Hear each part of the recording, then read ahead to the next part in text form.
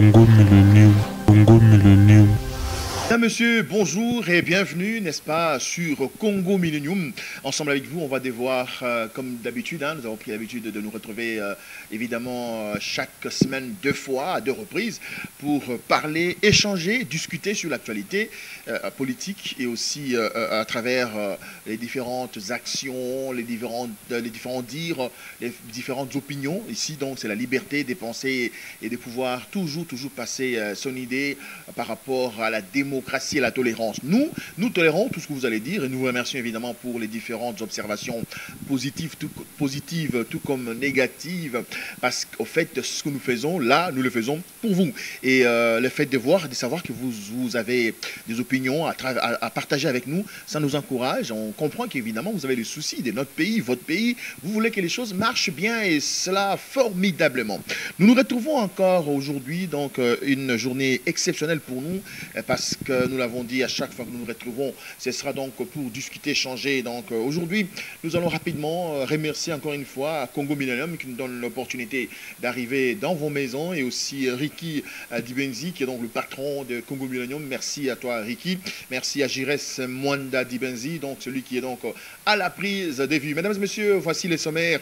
Nous parlerons aujourd'hui de la retraite, n'est-ce pas? La retraite évidemment, le retrait, excusez-moi, de la plainte de Ngoï Kassanji, gouverneur de la province du Kassai-Oriental, par rapport au dossier qui l'oppose à notre confrère Eliezer Tamboué, raison de ce retrait de la plainte. Aussi, dans cette émission, nous parlerons de la Commission électorale nationale indépendante, la CENI, avec Nanga, la machine à Nanga, la machine à vote, le doublon qui ont été remarqués ou encore découvert au niveau du fichier électoral. Nous parlerons rapidement du dossier Rossi Mukendi, notre héros national. Qu'est-ce qui se passe? Rossi a été déjà inhumé ou non? Donc l'inhumation de Rossi Mukendi, nous parlerons dans cette émission. La République démocratique du Congo et son gouvernement ne veulent donc pas participer à la réunion de Genève. Qu'en est-il au juste? Pourquoi? Est-ce vrai? Est-ce possible qu'un État responsable puisse ne pas participer à une réunion consacrée évidemment aux donateurs qui devraient se réunir pour discuter, échanger autour d'un don à remettre à notre pays pour aider les réfugiés, les déplacés internes et aussi certaines personnes qui sont dans les besoins. Nous sommes avec vous, mesdames et messieurs, pour une trentaine de minutes, si vous le permettez, et aussi surtout discuter. J'insiste, si vous avez des questions, n'hésitez pas de nous envoyer. Si nous avons de réponses, nous vous les donnerons. Au cas contraire, nous mènerons des enquêtes et des recherches pour répondre à vos désirata. Mesdames et messieurs, bonjour, bonsoir à travers le monde. Donc, Internet, nous sommes tous beauté.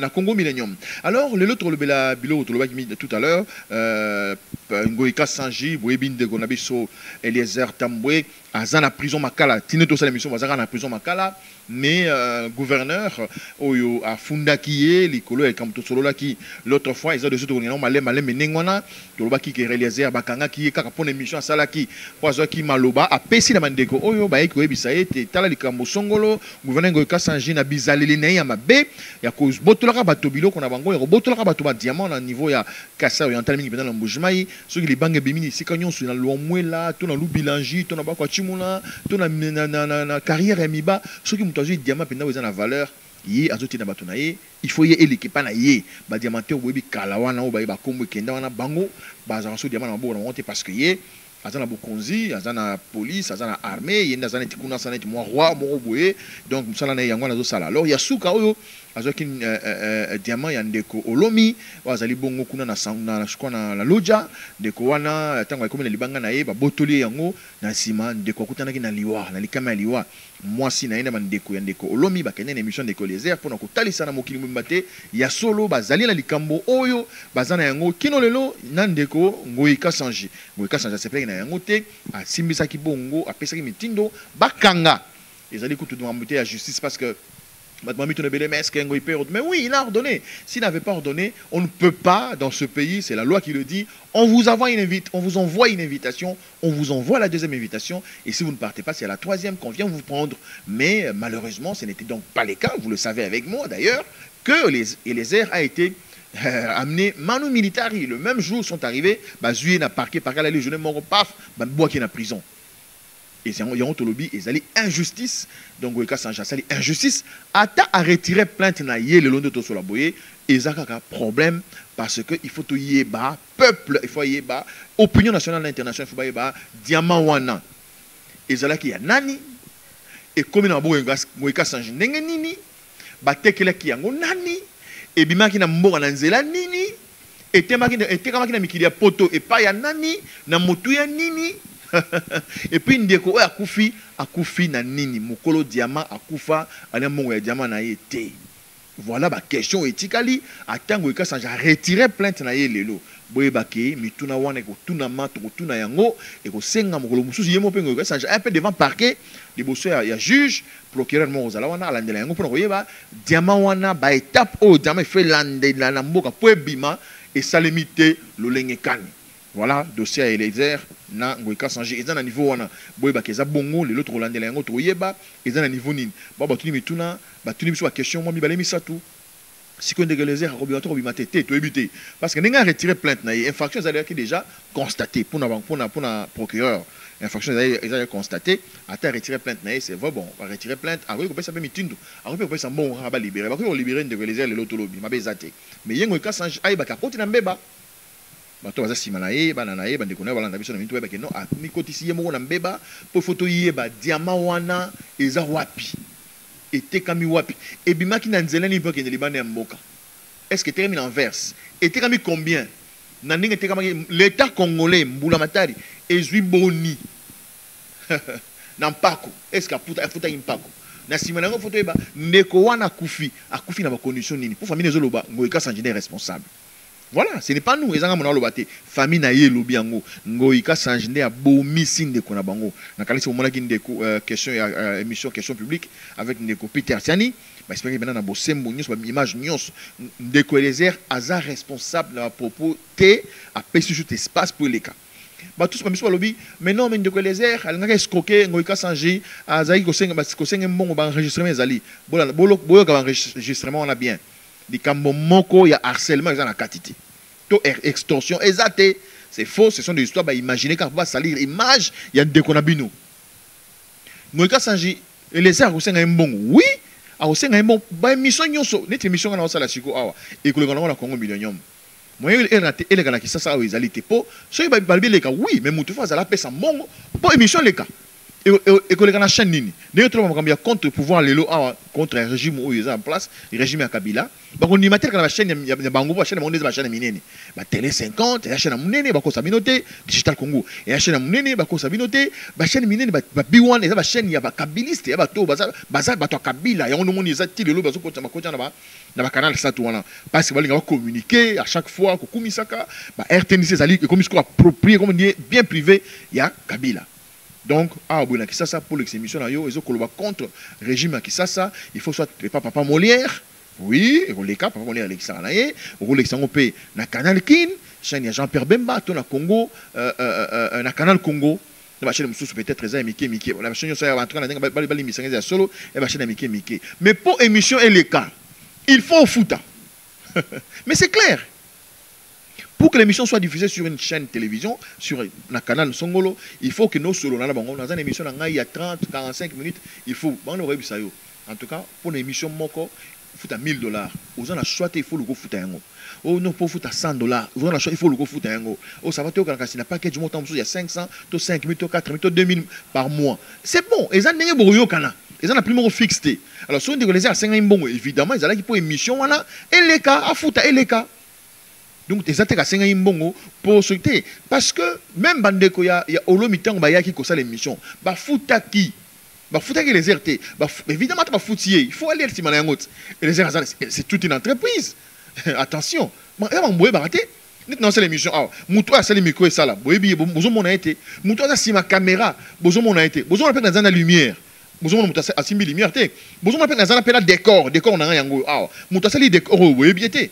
Bien, mais c'est un grand frère à moi, je les salue, coach Moubikai, Otis Moubikai, merci grand frère pour le soutien, nous avons soutenu l'émission, donc vraiment pour le décor, vieux Otis Moubikai, voilà, donc c'est tout, il y a un groupe de gens qui sont autour de cette histoire-là. Donc quand on produit une émission, il y a vraiment, il y a une rédaction, il y a une réalisation, il y a une production, Tout ça, ce sont déjà des gens, pardon, basés sur la responsabilité, parents, ça fait au foot à Bango. Donc, ceux qui ont des ça c'est logique, ça se passe comme ça dans notre pays, à Kinshasa. Voilà. Dossier des les tout le qui en haut, donc, retirer plainte, c'est vrai, mais tous ces là, tu es diamant, et ça, wapi, na banzela nyo soto tout à l'heure. Toko tana nikamboya seni bande konangai. Commission électorale nationale indépendante. Na bureau na yango, où ils ont dirigé na monsieur Nanga, Corneille. Likambo nini na monsieur Nanga. Likambo nini eza koleka lelo na Congo démocratique. Batu nyos batu mingi ba boyi machine ya vote wana. Ba bezali machine ya vol. Ba boyi yango. Même la constitution boyi vote électronique, vote ya machine constitution et boyi yango. Bon habité, eza vote électronique, eza vote à machine. Mais oui, eza ka vote. L'émission déléguée te expliquer bien de ndenge biso dikanisation ndenge ezali. Ya que pardon, sali ba bulletin de vote neti ba carnet. Et puis na page nyonso ya carnet wana ba tche elongi ya mutu na photo na ye na kombo na ye na numéro na ye. Tant mutu azui bulletin de vote ya carnet wana ateza na 2000 3000 pages. Au moins a kokeneti a moni kombo na elongi na numéro ya mutu il faut voter. Akatika ka papier wana ou ya ye wana kaka papier wana nde vote na ye akamati wetikali wana abwaki na yango eza na tina moko te ba koki pe ko tiango pembeni pour comptabiliser c'est vrai ba tu boni ba voter eza pratique eza pe kitoko makasi likaniso non il y a likaniso extraordinaire muto ya ju bulletin de vote na ye alongoli papier à vote il y a page à vote il y a candidat na ye appuyé yango azu abwaki na urne azu carnet wana atikeli binongo na suka ba témoin ba ko ça comptage tant ba compter ba bulletin de vote dans la urne donc vérifier est-ce que ça ndenge mona ba to ba voter. Oh là là, quelle idée formidable, quelle idée formidable. Ceux qui va voter baza 800 et que la urne est 900 ou 1000 c'est que oui bien la carte tricher dans la carte ba bourrer ba une. Peut-être que vous comprendre de tout ça a besoin peut-être que la CENI en tout cas on a besoin de la CENI on a besoin vous allez experter donc abloa maïle muke on kolo pesibiso sikoyo ndeko nanga azotinga maka machine à voter ya pona nini yo raison ce que tozo ba ngwana poto ki à travers Congo Mobimba toza à peu près ce qui na 1500 bureaux de vote à peu près ne tozo yoka 1500 et 150 000 bon na habité France en précision à peu près ba nombre belé il y a bureau de vote. Pour nous connaître le banning, il y a un bureau moko, au y a 3-4 machines. Si vous avez 150 000 bureaux fois 3 ou 4, vous avez une machine bonne. Si vous avez un bureau, il y a une machine moko, dans l'information que vous avez, na Corée, vous avez $400 machine moko. Mais bango le gouvernement, machine moko, $1500.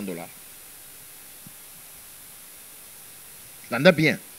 Donc, na simaya machine wana nanga peut se faire des millions. Yango naza ko s'accrocher nango. Abosani intérêt na danger aux gens attendre peuple na biso na simama polomio to kende oyo. Ma polomio to kende o batebel bali nyango te. Na fonga la parenthèse moko fallait pas na lobango na bosani ko komango. Na fonga lango muke. Ba meso benga non ndala te. Donc ko kende élection na Kabila te. Oui, vous en avez raison. Surtout que l'élection de Kabila est organisée à tricher. Vous en avez raison. C'est qu'on a tout libino. Oui. Tout que l'élection de Kabila est. Oh oui, il faut tout ça la transition sans Kabila. D'accord. Donc, transition sans Kabila, ça dit que Bazali, ou Baza Maïl, bon le Kanga. Oui, Bazomon a fait un bon cas possible. Que ça Kabila n'a pas bon. Kabila en tout cas l'ongwana nous. Tout qu'il y ait la transition sans you. Oui, Azam on t'a compris qu'on dit. Oui, ça va, on a longue kasi. Bon, tout tourne. Soit longue si gros. Beaucoup chanani. La question c'est tout la réponse c'est Ali. En tout cas, tout c'est là parce que bozo bengangai. Babi non, tout ça a besoin tout ça là. Et là comment boyer Mosengo à la président. Ah mais monsieur l'élection, ah mais monsieur l'élection, babi soit administrateur. Ma bezaté. Monseigneur Mosengo, cardinal Mosengo. Est-ce qu'à 110 000 les gars c'est si wana. Est-ce qu'à 10 000 yango? Est-ce que Zali Yango bazo accuser le que non Azo Bunda, à côté opposition, pas comme président de la République. Est-ce que ça a ngoté? C'est là, c'est ma cambo yango le tozo lo ba awale lo. Ba beso bité, en train de la tour une élection sans Kabila té, il faut pas bomaye. Pas boma Kabila. Nena ngo bomaye. Oui, yo za na moto bomaye. Bon, ça va, il nous a bien. En tout cas, on a tolérant. On a rappelé awa, dans cette émission, naza na couleur té. dans la couleur te pour respect na bino na kozana la couleur te mais toi on changer que du son pesa makanisi nanga ce que ça m'a bébé ngai critiquer boya yango ndima yango déjà vraiment c'est au fait toujours bunda pour na yango Rossi Mukendi a kufi le pour na yango Thérèse Kapangala a kufi pour na yango ndeko nanga Hussein a kufi pour na liberté pour muto loba za la libre koloba to finga na ndete oh collabo ngana ndimi na collabo na minute oui ça va na za collabo yo poza collabo bo yo pe o collabora na Mobutu yo pe o collabora na Etienne Tshisekedi yo pe o collabora na Kabila à un moment donné muta mo na biso azana position na neto mo na azana position na ye surtout ta ba beaucoup fait to yebi ke mangi bazo collaborer na Mbanda Zambo Kwatumba bamiso ba collaborer na Moïse Katumbi bamiso ba collaborer na Kabila bamiso ba collaborer na Félix Tshisekedi bamiso ba collaborer na Vital Kamerhe donc mo na biso aza collabo turbo yango te parce que tu collabores ni comme ma finga pas du tout tout c'est respecté d'abord tout ça le débat libre na ko on attend bien en tout cas nga pendant Kabila continuer na oui et ça point de vue nanga mais constitution boyango voilà par exemple donc on attend la vie tenga pour nanga en tout cas balle na tout gagner la transition sans Kabila Félix Tshisekedi comme président oui et ça point de vue à Moutou mais est-ce que c'est la constitution voilà. Non, en tout cas, biso bon biso, beta Kabila Masasi Koufa, comme ça, tout est présent, monsieur va président. Oui, mais un miracle nini. Bonjour, monsieur, nous avons une élection, parce que c'est une élection, Kabila a triché. Mais c'est ça le problème. Vous soutenez Moïse Katumbi, vous soutenez Moïse Katumbi, Kabila, pouvoir Kabila Nezongi. Mais oui, ça a été bien formidable, bravo. Mais ce que Kabila Masasi. Yo moni que Bomi Kabila, tozo on sous le système il y a l'homme fort. Mouta Bomi on a l'homme fort. Tozo on a système temps Mouzeta on y a qui Mouta Mouza Bengali Mobutu. C'était l'homme fort. Ah boy écoute Mouza est pendant la qui yankena non n'engezana espère rébellion quoi. Donc bison sur CPP. Papa, CPP il y a CNPP ou Gamoni. Donc ba calcul oignon sur bo sala bo kenyela ngoti na suka bo soko on a nzelate. Réfléchissez jusqu'au bout. Si on tue Kabila aujourd'hui, c'est nous qui allons perdre. On n'aura rien fait. Tout ça, il marche en arrière les sous. Ceux qui ont la transition sans Kabila, ils ont la mitou na bino, mais n'enga on sale mezati. N'enga on sale mabouezati. Oui. Bon, mon sengo, mon sengo président la constitution nini, c'est impossible. Il y a un peu de bino, sans flatterie. Quel est le Congo n'enga boué? Quand l'élection au Kabila c'est vrai, il a triché. Mais ceux qui ont des conditions, parce que ceux qui ont des élections, parce qu'il y a dans un monopole. D'après c'est un exemple en 2006. Il est parti mener opposition. De Jean-Pierre même Mazola, on a fait ce mot de place à la haie. Jean-Pierre même, c'est que d'habitude, il est pas ça, qu'on s'enrôle pour organiser l'élection. Est-ce que l'élection, c'est la majorité? Mais bon, ça n'a rien. Tu serais le leader de l'opposition Mounene Namboka Oyo. Il y a Mounene. Aïe, tout. Beaucoup s'enrôler, token élection. Mais nous sommes allés aux élections, bah voter Kabila comme président. Évidemment, avec Zonga pendant normal, en 2011, à Zonga, côté la carte du système de jeu. Le reste, vous voyez bien, on a débattu. Donc, les lots, ça va, nous entrons dans l'élection pour Kabila Autriche. Oui. Encore il tricher. Mais na minute on est dans pression autre mot que ça na ngoboye, ningi toza boye vraiment na ningi total là bas jeu. Mutu moko kaka o pena ko tchapenda confusion na ka Kabila. La seule personne qui peut créer la confusion dans le cas de Kabila maintenant où nous parlons, c'est Moïse Katumbi que vous le vouliez ou pas. Et c'est un processus. Vous voulez que les choses changent? Oui, les choses peuvent changer doucement. N'a pas de stratégie.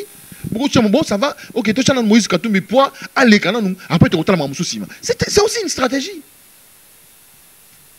La seule personne qui peut battre campagne, je vais m'exagérer, vous m'excuserez, même corrompre la CENI là, c'est Katumbi. Ok, ça va, ok, ça va. Moi, j'espère que n'est pas contacté, bon, ça va, on va surprendre. La seule personne, et c'est vrai. Parce que Katumbi connaît le système. Katumbi connaît les faiblesses du système. Donc, tout est comme distraction. Tozongi, Namakambuya Seni, Otolobi tout à l'heure. Bon, Monique, Nekonanga, parce que, évidemment, souci n'a ezali asala mbongo na esimaya malheur ya Congolais. Et on a l'équipe à la élection dans la machine. Pour aïbike, prix la machine est ilicolo, n'engezawana, sur la machine côté belé, il y a Robin Ambon nae, allié nae. Et on te sait, mais c'est nanga, à l'intérêt à peuple, à l'avenir et en boka oyo, à la lobby si ma élection, aux andengeni. Voilà, bandeko, tous a insisté dans l'aspect wana, pour y avoir toujours des bébés à ma casse, mikolo na kisasa. Donc, toujours 5 élections et ça la machine T. Que les Congolais aillent voter librement dans le bulletin de vote. Les explications sont matin qui ont besoin de. Bon, mon père, sa machine, on a exact. Mais l'argent, on peut imprimer dans le bulletin de vote, on peut imprimer, on peut facilement le faire. Deuxième question à Seni, Bandeko. Doublon. Il y a un niveau. Alobi, basali, audit affiché électoral, bakouti que batmus pas s'enrôler 2 fois, 3 fois. Bakouti que batmus sous eux, s'enrôler, mineur. Banamiki, on va en âge, il y a voté, va s'enrôler, bande konangai. On les a aussi concernant batunanga. Vous devez apprendre à respecter les gens. Nous ne sommes pas des experts, nous avons de l'instruction, un peu d'instruction, s'il vous plaît. Comment est-ce que vous programmez machine à bino? Parce que ça, c'est un expert bazar. Comment vous programmez machine que vous machine qui vous programmez ou enrôler moutou? Au tiers date naïe, ils ont moins de 18 ans. Tout le monde a 18 ans à Niwana. Machine est boya. Machine est en train de enregistrer moutouana, logiquement. Évidemment, il faut que ce soit programmé. Ce sont des programmes installés au préalable. Donc, tant que Betika Pampa, monsieur Matafua dit Lumingu, date de naissance, pam, machine déjà dans la mémoire, avec date au mouton, à moins de 18 ans. Et qu'on rejeté, automatiquement il est rejeté.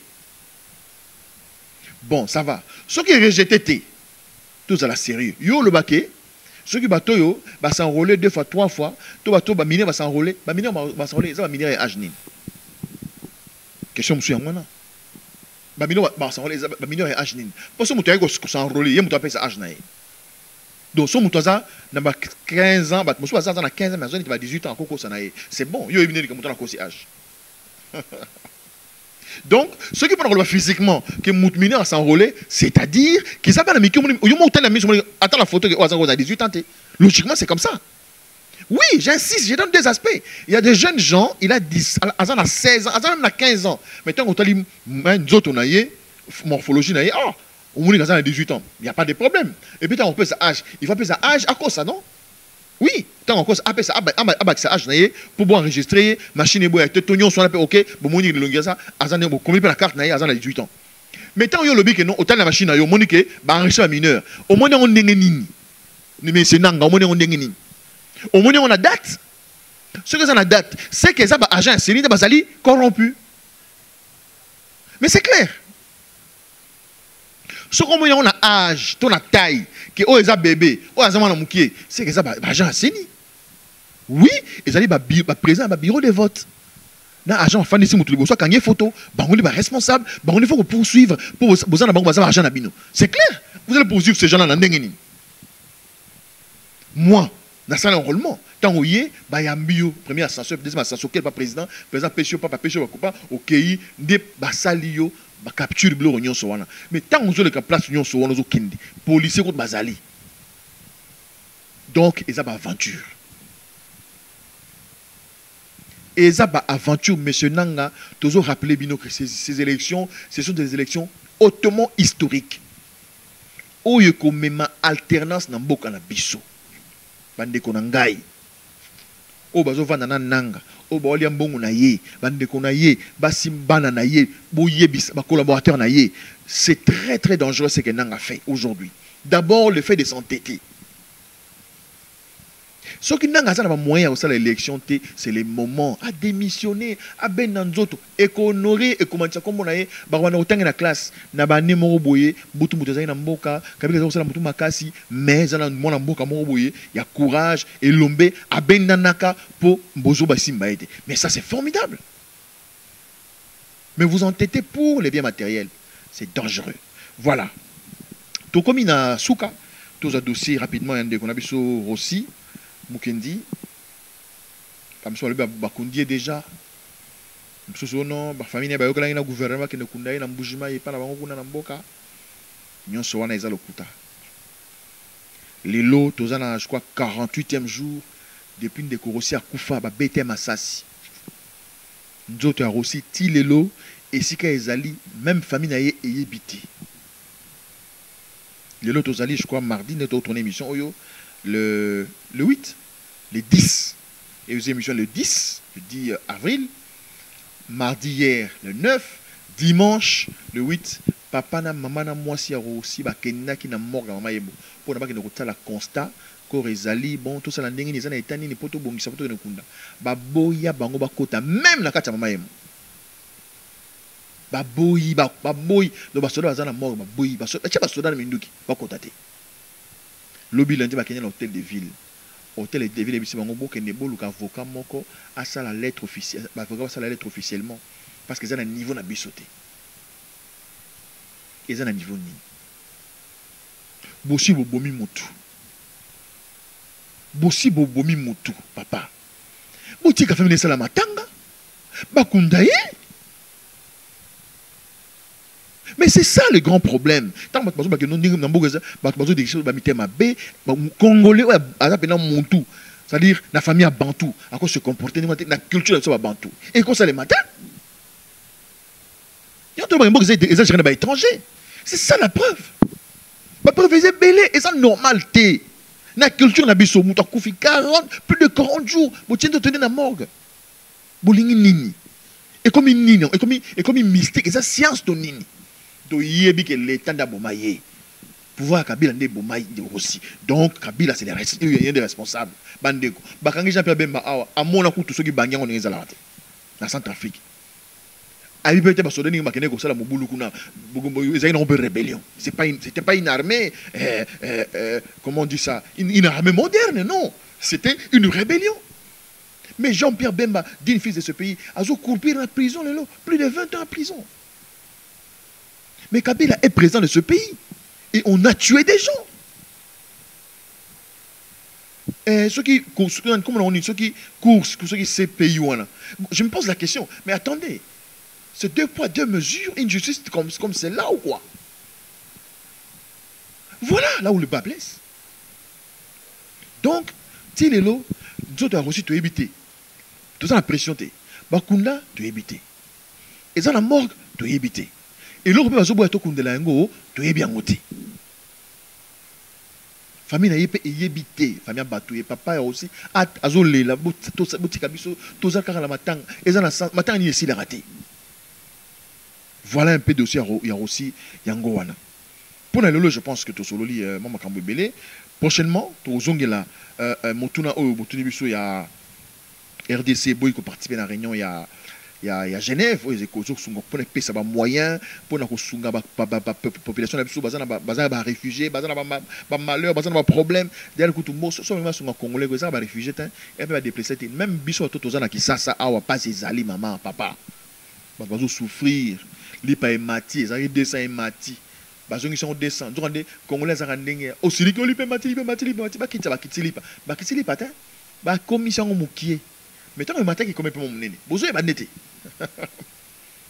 babilo ozola c'est mboka za occupé pour congolais maintenant oza congolais à cause de gouvernement salati babengi sho oya ba pesa mboka basunga bino bozo boyo kende mais ça la sens ni oui sur le plan diplomatique bo sala mo refus mongo et ça refus catégorique refus pour faire marcher évidemment collaborateur na bino interlocuteur na bino après ceux qui va céder alors bozongi va pour parler en diplomatie c'est ça.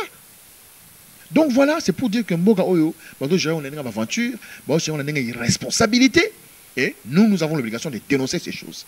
Voilà, mesdames et messieurs, Bandego Balandi, au Balandi Psolelo, tout comme il a su qu'une émission de Lelo. Donc, tout ça, donc, émission est enregistrée le mardi.